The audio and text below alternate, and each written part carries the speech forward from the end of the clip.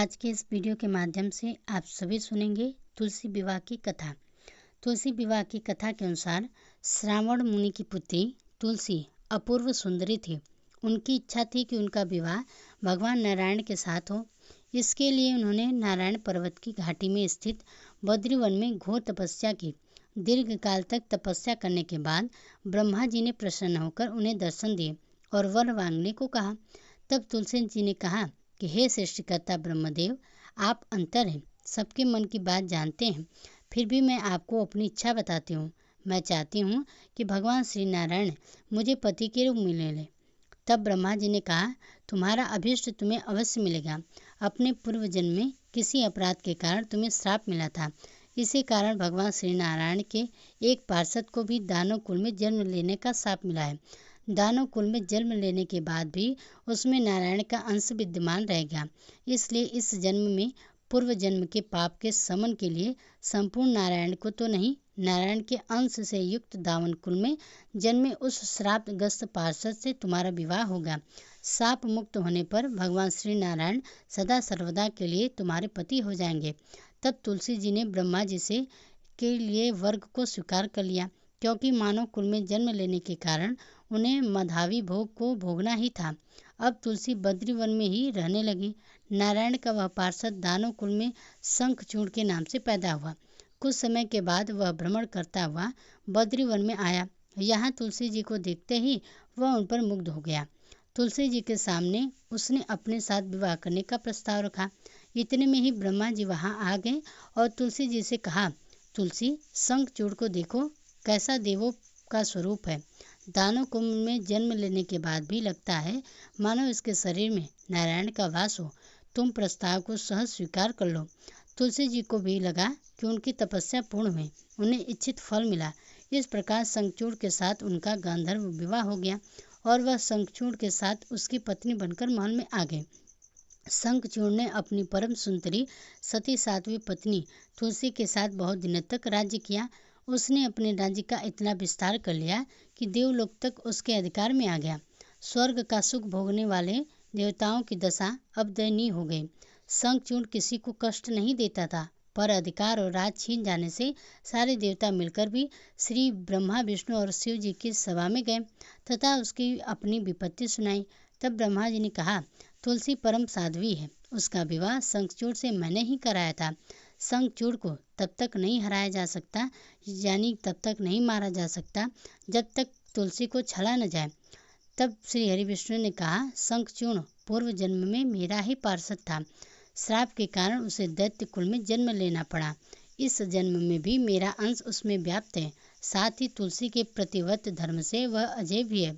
फिर देवताओं की सम्मति से भगवान शिव ने शंखचूड़ के पास संदेश भिजवाया कि या तो वह देवताओं का राज्य लौटा दे या फिर उनसे युद्ध करे। शंखचूड़ शंकर जी के पास पहुंचा और उसने कहा, देवादिदेव, आपके लिए देवताओं का पक्ष लेना उचित नहीं है। राज्य का विस्तार करना हर राजा का कर्तव्य है और मैं किसी को भी दुखी भी नहीं कर रहा हूँ। आप देवताओं से कहिए कि वे मेरी प्रजा होकर मेरे रहें। मैंने आपका भी कोई अपकार नहीं किया है। हमारा आपका युद्ध शोभा नहीं देता और अगर इस युद्ध में आप हार गए तो यह तो बड़ी लज्जा की बात होगी। अगर मैं हार गया तो आपकी कीर्ति बहुत अधिक नहीं बढ़ेगी। शंखचूड़ की बात सुनकर भगवान शंकर हंसे। वे तो सब रहस्य जानते थे। तुलसी और शंखचूड़ के पूर्व जन्म के शाप की अवधि अब लगभग पूरी हो चुकी थी। भगवान शंकर बोले, शंखचूड़, इसमें कीर्ति और लज्जा की तो कोई बात ही नहीं। तुम देवों का राज्य लौटाकर उन्हें उनके पद पर प्रतिष्ठित होने दो। युद्ध से बचने का यही एकमात्र उपाय है। तब शंखचूड़ ने कहा, मैंने तो युद्ध के बल से ही देवलोक को जीता है और कोई उसे केवल युद्ध के द्वारा ही वापस ले सकता है। यही मेरा अंतिम निर्णय है, मैं जा रहा हूँ। ऐसा कहकर शंखचूड़ चला गया। उसने अपने राजमहल में वापस आकर अपनी पत्नी तुलसी को सारी बात बताई और कहा, कर्म भोग सब काल सूत्र में बंधा है। जीवन में हर्ष, शोक, भय, सुख, दुख, मंगल, अमंगल सब कुछ काल के अधीन है। हम तो केवल निमित्त हैं। संभव है कि भगवान शिव देवों का पक्ष लेकर मुझसे युद्ध करें। तुम चिंता मत करना, तुम्हारा सती तेज मेरी रक्षा करेगा।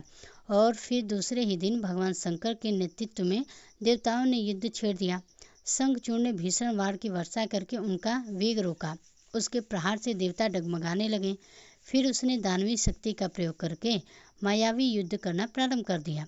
युद्ध स्तर पर वह कभी किसी को दिखाई नहीं देता, पर उसके अस्त्र शस्त्र प्रहार कर देवों का घायल कर रहे थे। देवगण अपने अस्त्र चलाएं तो फिर किस पर चलाएं, क्योंकि कोई भी शस्त्र सामने था ही नहीं। कई दिनों तक इस भयंकर युद्ध चला। शंखचूड़ पराजित नहीं हुआ। तब भगवान शिव ने श्री हरि से कहा कि हे हरि, कुछ उपाय करो, अन्यथा मेरा तो सारा यश मिट्टी में मिल जाएगा। भगवान विष्णु ने सोचा, बल से तो शंखचूड़ को हराया नहीं जा सकता, इसलिए अब छल का सहारा लेना पड़ेगा। उन्होंने तुरंत अपना स्वरूप शंखचूड़ जैसा बनाया और अस्त्र शस्त्र से सुसज्जित होकर वे महल में तुलसी जी के पास आए और बोले, प्रिय, मैं युद्ध जीत गया। सारे देवता भगवान समेत हार गए। इस खुशी में आओ, मैं तुम्हें अंक से लगा लूं। पति को प्रत्यक्ष खड़ा देख और विजय का समाचार सुनकर वह दौड़कर मायावी शंखवन से गले से लिपट गई। इस प्रकार पति पत्नी दोनों ने आलिंगन होकर खूब आनंद मनाया। इधर पराये पुरुष के साथ इस प्रकार से व्यवहार तुलसी का सती तेज नष्ट हो गया। उनका सती तेज जो शंखचूड़ की कवच के रूप में रक्षा करता रहा था, वह कवच नष्ट हो गया। अब युद्ध के मैदान में इधर शंखचूड़ शक्तिहीन हो गया। यह जानते ही भगवान शंकर ने अपने त्रिशूल से उस पर प्रहार कर दिया। त्रिशूल के लगते ही शंखचूड़ जलकर भस्म हो गया। शंखचूड़ के मरने को जानकर अब श्रीहरि अपने असली रूप में आ गए। सांप ने अपने पति शंखचूड़ के स्थान पर भगवान विष्णु को खड़ा देखकर तुलसी बहुत आश्चर्यचकित हुई। अब उन्हें पता लग गया था कि स्वयं नारायण ने उसके साथ छल किया है। तब क्रोध में आकर उन्होंने श्राप दिया कि एक सती स्त्री का सतीत्व भंग करने के अपराध में आप हृदयहीन पत्थर हो जाओ। तब भगवान श्री हरि विष्णु ने तुलसी के साप को शिरोधार्य करते हुए कहा, देवी, तुम्हारे और शंखचूड़ के कल्याण के लिए ही मुझे ऐसा करना पड़ा। तुम दोनों को शाप मुक्त करना था। तुम भी अब शरीर त्याग कर तुलसी विरवा के रूप में जन्म लोगी और मेरी पूजा तुलसी दल से होगी। मैं शालिग्राम पत्थर बनूंगा। मेरे शीश पर तुम सदैव आदर से विराजमान होगी। तुम्हारे पति के हड्डियों के चूर्ण से शंख की उत्पत्ति होगी। उस शंख ध्वनि से देवताओं और मेरी पूजा आराधना होगी। जहाँ शंख ध्वनि होगी वहाँ सदैव मैं मंगलमय विराजमान रहूँगा। तुमने पूर्व जन्म में बद्रीवन में मुझसे पाने की बड़ी कठिन तपस्या की थी। अब अगले जन्म में मैं नारायण प्रशस्त के रूप में बद्रीनाथ वन में स्थापित हो जाऊंगा और मेरी पूजा अर्चना फल फूल से ना होकर तुम्हारे तुलसी दल से होगी। मेरे शीश पर विराजमान होकर तुम मुझसे भी ऊंचा पद प्राप्त करोगी और मेरा भोग भी तुम्हारे बिना स्वीकार नहीं होगा। तो प्रेम से बोलिए तुलसी माता की जय, श्री विष्णु भगवान की जय। समझती हूँ कि आज की यह कथा आपको पसंद आई होगी। अगर पसंद आई हो तो वीडियो को लाइक कीजिएगा, साथ ही हमारे चैनल को सब्सक्राइब जरूर कीजिएगा।